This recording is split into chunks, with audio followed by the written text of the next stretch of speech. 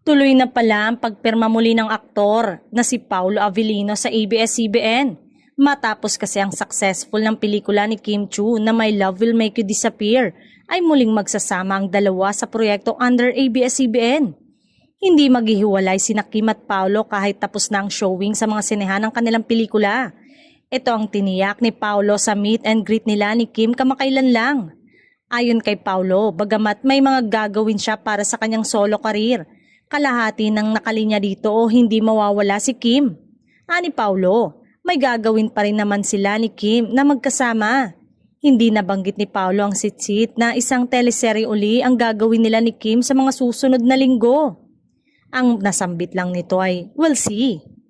Hindi pinalagpas ni Paulo Avellino ang pagkakataong pakiligin ng mga Kim Pao Solid sa kanyang linya. Say nito, since demand kayo ng demand na magkasama kami ulit, baka magkaroon ulit so tignan natin. Isa pa sa pinakilig ni Paulo sa mga fans. Sinabi rin ito na tungkol sa di niya gustong kumala sa magandang moment na nangyayari sa kanila ni Kim. Anya, nasa moment ka na ayaw mong matapos. Natuwa naman ang mga solid nang malaman ang pananatiling solid ng Kim Pao, maging ang mga kapamilya fans dahil hindi totoo ang kumakalat noon na balitang babalik ito sa GMA Network.